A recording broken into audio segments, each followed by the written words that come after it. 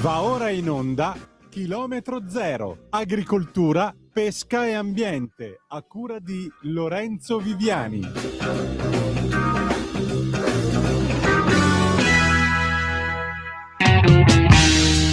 Well, right about that time, people, a fur trapper who was strictly from commercial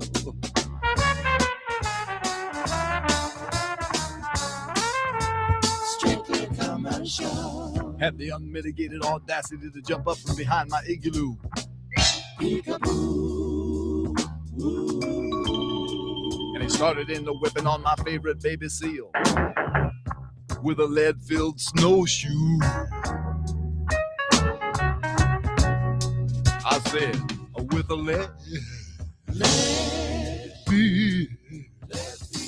lead-filled snowshoe. He said, peekaboo, peekaboo, with a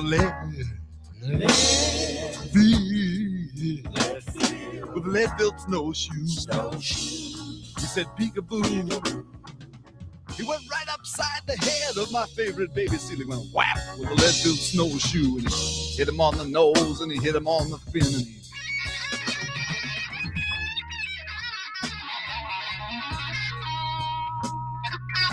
that got me just about as evil as an Eskimo boy can be. So I bent down and I reached down and I scooped down and I gathered up a generous mitten full of the deadly yellow snow. The deadly yellow snow from right there where the Huskies go.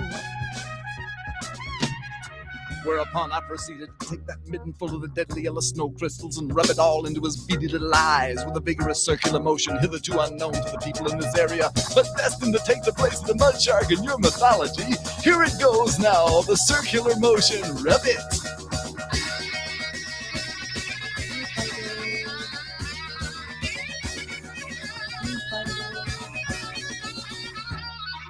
And then in a fit of anger, Buonasera, a voi la linea. Buonasera a te Natalia e ben ritrovati radioascoltatori di Radio Libertà. Io sono Lorenzo Viviani, vi ha dato il benvenuto come al solito il nostro Frank Zappa, il nostro chitarrista, lo chiamavano il chitarrista più pazzo d'America, lo sentivate da questo pezzo che è Nanook Rabbit's It, che è questo pezzone che viene da un album storico, un'opera d'arte che ha apostrofe del 1974, un album da ascoltare tutto di un fiato. E dall'altra parte invece dell'etere c'è sempre questa figura, il lato oscuro della radio, il lato oscuro della forza. È lui o non è lui? L'imperatore, come si chiama? L'imperatore, quello di Guerre Stellari, il cattivo. Almeno io sono rimasto ai tre, diciamo che non sono i primi, ma diciamo sono già avviati, ma sono i tre primi che sono, diciamo, quelli con Harrison Ford da giovincello, e c'era l'imperatore, c'era Darth Vader e c'era l'imperatore. Te non sei tanto Darth Vader, non ti vedo col casco che respiri male così, ti vedo l'imperatore con la tunica nera. Eccolo, è lui o non è lui? Ma certo che è lui, Antonino Danna. Amiche e amici miei, ma non dell'avventura, che la forza sia con voi. Che lo sforzo sia con voi, come dicevano in Balle Spaziali, lo sforzo. Beh, anche nel caso, perché certe volte è necessario. Comunque, è necessario, sì. Ecco, non sforzatevi, siete... Ecco, l'importante è che non sentite Radio Libertà, questa trasmissione, mentre vi sforzate, che non è tanto bello. Sì, appunto, perché sennò, vabbè, oddio, potrebbe avere anche degli effetti giganti su di voi, quindi potrebbe anche farvi bene, ma sarebbe irrispettoso, insomma, nei nostri confronti, non per altro. Però, vabbè, un modo come l'altro per parlare di noi. Comunque mi dice la nostra Natalia, imperatore Palpatine, per la precisione. Ah, ok, vedi che è sei un po' nerd anche te, Natalia. Mi intriga questa cosa che sei un po' nerd, che o te lo sei andato a cercare oppure sei un po' nerd. Brava Natalia, ci piace. Bene, lo amiamo, l'amiamo. Grazie. Come dice il Sammy. Ok. Imperatore Natalia. Palpatine. Sì, però se parli a volume da confessione, noi non è che sentiamo molto, ecco, Ti perché spiegava la sì. pronuncia. Comunque andiamo oltre, vai con la tua ingranata, vai. Amiche e amici miei, ma non dell'avventura, buonasera, siete sulle magiche, magiche, magiche onde di Radio Libertà. Io sono Antonino. Hai sentito come ho preso il dosso? Sì, Io hai preso sono... il dos. Ti ho visto Che tipo, spettacolo. sembravi un'alfetta che però in America, che prendeva il famoso, sai, tipo, cos'è? Non Sì, Chicago, tipo è San Francisco. Washington. No, San Sì, San Francisco, sei San Francisco, le strade Francisco. di San Le strade Francisco, di San sì. Francisco, col tram che si vede dietro e te che salti con la macchina tipo Star Schiace. Sì, me la sono figurata così, vai.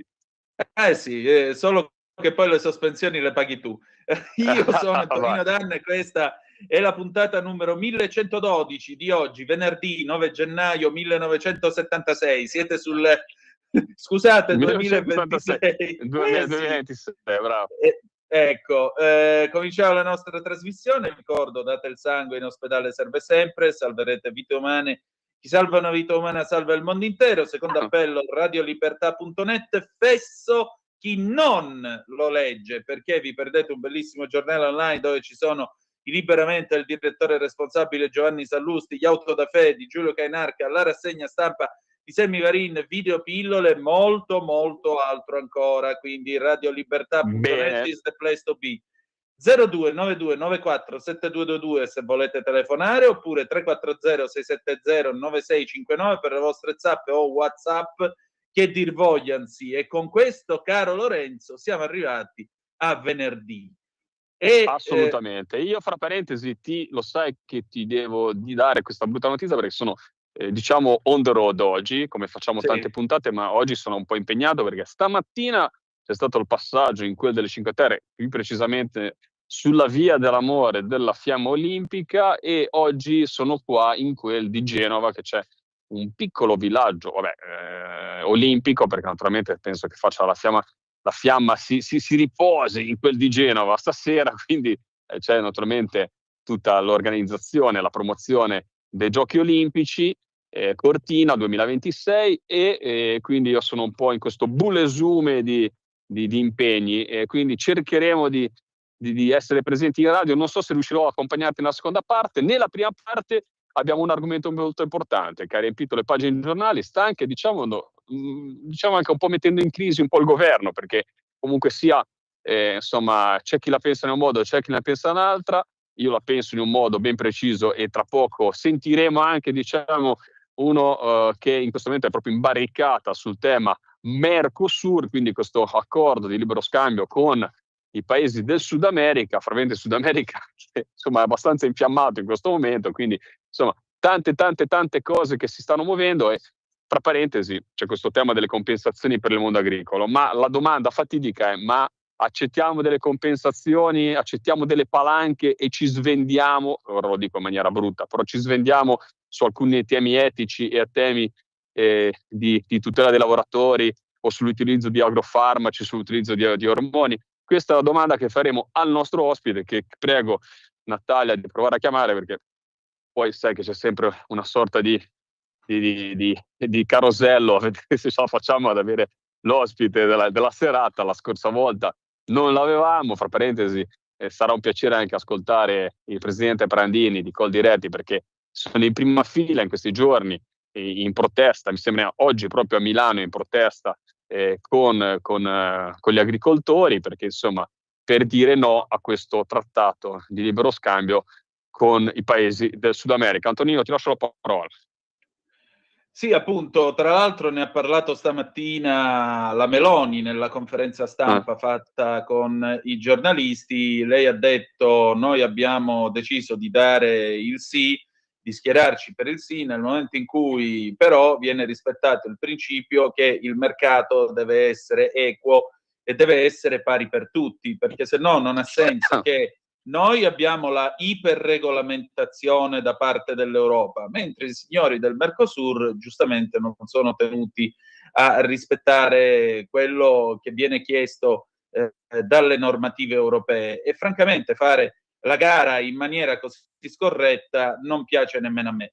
Ma al telefono c'è già lui, il vicepresidente del Senato, senatore Gianmarco Centinaio. Buonasera, bentornato. Buonasera a voi, buonasera. Buonasera Gianmarco. Abbiamo già iniziato a parlare dall'argomento caldo di questi giorni, un argomento che non si ferma agli agricoltori, ma ha preso naturalmente anche della diplomazia europea, paesi che si schierano in maniera diversa. Ho letto il tuo comunicato, diciamo, anche su questa posizione. Insomma, possiamo accontentarci di compensazioni delle palanche, fammelo dire, da Ligure, che sono arrivate ad esempio con una modifica della PAC, e trangugiare questo Mercosur. Ora mi viene a dire, ora poi ti lancio la palla a te e quindi ti ascoltiamo, che sei, diciamo, hai avuto anche una piccola esperienza da ministro, insomma, quindi non da poco a livello italiano, e quindi sai bene cosa vuol dire lavorare e proteggere l'agricoltura italiana. Ma siamo pronti con, diciamo, anche ingenti fondi aumentati per la PAC, a accettare il compromesso di fare inondare l'Europa di prodotti di bassa qualità, dubbia freschezza, con regole diverse, con utilizzo di ormoni, di fitofarmaci, regole sul lavoro diverse. E poi una cosa che ti lancio anche, che l'ha detto il nostro amico ascoltatore, lo sentivo in radio qualche giorno fa, e diceva: sai, i paesi del nord hanno pochi interessi verso, alla fine, sullo scaffale, se hanno, sicuramente a livello qualitativo no, perché il prodotto italiano, il prodotto spagnolo, il prodotto francese sicuramente è più tutelato e migliore dal livello qualitativo, ma sai, non sono zone di produzione agricole, quindi sai, del Mercosur non ne frega niente. È anche un'Europa che si muove veramente senza pensare agli interessi totali, molte volte agli interessi dei singoli paesi. Quindi, diciamo, tanto l'Italia fa una grande produzione agricola, la Francia ha una grande produzione agricola, gli altri, magari i paesi del nord, non equivalgono questa cosa, e quindi se ne fregano un po' poi alla fine dei conti di accettare o non accettare il Mercosur, anzi magari vendono qualche macchinario in più. Gianmarco. La considerazione che è stata fatta dal radioascoltatore è quella che faccio anch'io, e soprattutto io dico molto onestamente, a me sorprende che paesi come l'Italia, come la Spagna, come la Grecia abbiano accettato in modo supino questo accordo. Ben venga, allora io divido i soldi, divido la PAC dal Mercosur. Allora, ben venga l'approccio che ha avuto l'Italia sulla PAC, nel senso di riuscire ad avere una cifra molto più alta rispetto a quella che era prevista, e soprattutto la possibilità di poter aiutare gli agricoltori europei con 10 miliardi in più. Poi io quello che dico è sempre occhio, perché l'Europa da un lato ci dice ti do più soldi, dall'altro lato non ce li dà, perché poi mette delle condizioni burocratiche tali che è impossibile riuscire ad averli. Però detto questo, altra cosa è il Mercosur. Sul Mercosur bisogna fare un ragionamento secondo me molto semplice, cioè quando si parla di prodotti che arrivano dall'altra parte del mondo si parla ovviamente di caratteristiche totalmente diverse nella gestione dell'agricoltura, dell'allevamento e della pesca, totalmente diverse rispetto a quelle che abbiamo noi in Italia. E quando più di un'occasione si è utilizzata la parola reciprocità, Ettore Prandini l'ha usata fino all'altro ieri, oggi sembra che abbia detto anche lui che il Mercosur va bene. Quando si parla della parola reciprocità io faccio una domanda, anzi ne faccio due, così almeno faccio due esempi banali e scontati. Ma noi per esempio sull'allevamento, visto e considerato che per quanto riguarda il Brasile e l'Argentina ci sarà un arrivo di carne sul mercati europei non indifferenti, noi parliamo di benessere animale, parliamo di non utilizzo di ormoni, di una gestione degli allevamenti che devono avere determinate caratteristiche in Europa. Ma secondo voi in Brasile Lula ai suoi allevatori dirà che bisogna avere le stesse caratteristiche che devono avere in Italia? È una domanda che faccio ai radioascoltatori, mi piacerebbe avere delle risposte. Altra cosa, quando parliamo di lavoro in agricoltura, ci siamo spaccati la testa per ragionare affinché nell'agricoltura italiana non ci sia il caporalato, la famosa lotta al caporalato, agli schiavi, i lavoratori che devono avere degli stipendi che siano equi. Secondo voi Lula Company avranno le stesse accortezze nei confronti dei lavoratori che in Brasile si occuperanno di agricoltura? Ecco, io sono queste le cose quando parlo di reciprocità. È ovvio che nel momento in cui agli agricoltori europei diamo giustamente determinate input e determinate limitazioni, è ovvio che il prodotto europeo avrà un prezzo che sarà dato dal prodotto, quindi dato dalle limitazioni, dai costi, per avere una determinata qualità. Ma i prodotti che arrivano dall'altra parte del mondo, quindi invaderanno il mercato con prodotti a basso costo. Le aziende di trasformazione, che sono quelle che in questo momento stanno mettendo in crisi già l'agricoltura italiana, per esempio col latte, no? Ecco, le aziende di trasformazione, secondo voi, preferiranno avere la carne che arriva dall'altra parte del mondo o la carne europea?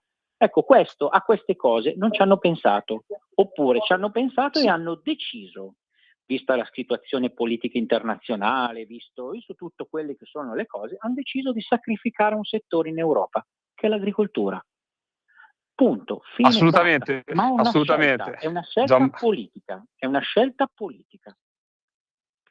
Gianmarco, sono pienamente d'accordo con te e ti dirò, prima di lasciare la parola a Antonino, è proprio anche un fatto. Poi le varie compensazioni, a parte che la PAC, hai detto molto bene te, sono due scenari diversi. Lì era dovuto, fra parentesi, sono stati tolti anche tanti finanziamenti, quindi è stato un ripristino al massimo della PAC. Però dall'altra parte c'è anche da dire una cosa, che anche tutte le forme di compensazione che potrebbero nascere, che potrebbero arrivare sul Mercosur, alla fine dei conti tu apri dei mercati, apri delle merci che poi conquisteranno delle fette di mercato sul nostro paese, e comunque siamo sempre ad aprire a prodotti che eticamente, cioè è un'Europa che chiede comunque degli sforzi a livello ecologico giganteschi alla propria agricoltura, ai propri allevamenti, alle proprie produzioni, poi abdica a questo in favore del libero scambio dell'economia. È una cosa, la finanza alla fine comanda sempre, impappa tutti i bei discorsi. Cioè i bei discorsi si fermano poi quando la finanza decide qualcosa di diverso. Quando la finanza gli va bene fare il Green Deal o fare una serie di cose, bene. Quando la finanza conviene invece aprire ad esempio a questi mercati in virtù del fatto che qualcuno comunque guadagnerà da esportazioni, importazioni, soprattutto il lato magari anche del manufatturiero europeo, e diventa tutto, si abdica a qualsiasi tipo di principio, allora le regole lì non servono più. Antonino, ti lascio la parola. No, io oltre a questo volevo chiedere una cosa al senatore, visto che tra l'altro lui si occupa di vini. Ecco, questo incide pure per quanto riguarda la qualità del vino che arriva da fuori rispetto alla qualità del nostro vino? Soprattutto, qualche mese fa avevamo parlato di alcuni problemi che c'erano con le cantine nell'Oltrepo Pavese. Poi com'è andata a finire? Perché in Italia non va mai a finire niente. Allora, sulla questione del vino che arriva dall'altra parte del mondo, alla fine molto probabilmente ci saranno pochi problemi, nel senso che diciamo che la maggior parte di quei paesi, diciamo che per quanto riguarda il vino forse ne beneficeremo noi rispetto agli altri, ecco. Quindi questo forse è un punto di forza, potrebbe essere questo. In questo momento per esportare in Brasile noi abbiamo un dazio del 55%, quindi vuol dire avere un dazio più basso e quindi la possibilità di poter fare qualcosa, anche se ricordo a tutti, Brasile, Argentina eccetera sono la patria dell'Italian sounding. Io da ministro andai in Brasile e a una fiera del vino a San Paolo in Brasile trovai un brasiliano ma di origini italiane che produceva vino, e a quella fiera mi fece assaggiare un prosecco e uno champagne che arrivavano dalla stessa vigna in Brasile, no? E c'era scritto prosecco brasiliano e champagne brasiliano, quindi pensate il livello di Italian sounding che esiste dall'altra parte del mondo. Per quanto riguarda le cantine, il problema dell'Oltrepo Pavese, siamo ancora al punto zero, ahimè. In questo momento la cantina Terre d'Oltrepo è commissariata, c'è stato un incontro tra i commissari e l'assessore regionale di Regione Lombardia. Può darsi, molto probabilmente, ma qui delle voci proprio giornalistiche, che ci possa essere un interlocutore disponibile a rilevarla. vedremo cosa succederà nelle prossime settimane. Per ora comunque la vendemmia 2025 il primo acconto è stato dato, quindi sotto questo punto di vista un po' di ossigeno ai viticoltori dell'Oltrepò Pavese è stato dato, però manca ancora tutto il 2024 e il 2023, quindi siamo proprio veramente con gente che ahimè è alla canna del gas. Faccio una domanda, Gianmarco, scusami. Ritornando al Mercosur, e poi ti chiedo questa ultima battuta e ti ringraziamo giustamente, sappiamo che sei impegnato alle 18, quindi ti lasciamo anche qualche minuto prima. Quindi lo scenario, la Francia non voterà al Mercosur, quindi insomma si distinguerà rispetto agli altri paesi, anche per la sua grandissima, enorme vocazione agricola come paese. Noi sì, ma con delle garanzie. Quindi cosa succederà nelle prossime giornate? Sai darci un pronostico? Il pronostico è che dovrà andare, mi sembra di aver capito, al Parlamento europeo, e in Parlamento europeo vedremo che cosa succederà. Il problema grosso è che la maggior parte dei paesi più grossi sta dicendo di sì, e quindi dovremo capire invece poi a livello politico che cosa riusciremo a fare noi come Lega. Oggi alla manifestazione degli agricoltori per la Lega c'eravamo io per quanto riguarda la parte romana e Silvia Sardone per quanto riguarda la parte europea, e poi c'erano 2 enti del Movimento 5 Stelle, gli unici praticamente che hanno partecipato, qui noi 4, e noi abbiamo garantito che Lega e Movimento 5 Stelle in Europa voteranno sempre contro. A livello nazionale mi sembra, da quello che ho capito, ma non vorrei dire una stupidaggine, mi sembra di aver capito che non arriverà nulla in Parlamento. Anche qui la cosa mi lascia un po' perplesso, nel senso che l'Italia è andata a votare favorevolmente al Mercosur senza sentire quale fosse l'opinione dei parlamentari italiani, senza aprire un dibattito almeno politico tra le forze di maggioranza, e questa è una cosa sinceramente che mi lascia da parlamentare italiano mi lascia abbastanza perplesso, perché non ci è stato permesso di dire la nostra opinione, quindi questa non mi sembra una cosa positiva. La posizione della Lega ormai è risaputa, la sappiamo, la sanno ormai anche i sassi, contraria al Mercosur, nonostante queste rassicurazioni che il ministro Lollobrigida continua a dire di aver portato a casa.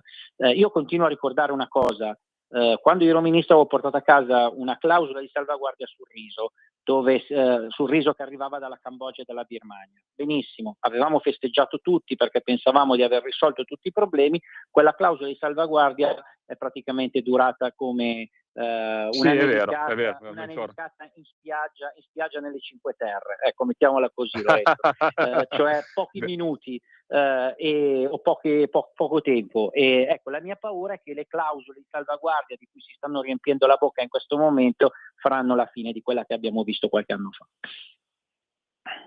Assolutamente. Il problema grosso è che poi sono cose che cambieranno il nostro consumo e cambierà il futuro dell'agricoltura italiana. Ringraziamo Gianmarco Centinaio, vicepresidente del Senato e già ministro dell'agricoltura. Grazie Gianmarco, sempre per la tua disponibilità. Alla prossima, grazie. Grazie. Allora, Lorenzo, forse si è sentito in sottofondo la stampante, perché è appena arrivato un comunicato stampa che voglio spillare in diretta, perché sono 2 pagine. Ho finito i punti, vabbè. Ma c'è la telescrivente, ma cosa sei? Tipo il cronista, sembri quei film, non c'è, come si chiama? Prima pagina, quei film lì con la macchina fotografica, col mega flash, no? La macchina fotografica ce l'ho qua. La telescrivente che batte la notizia, esatto.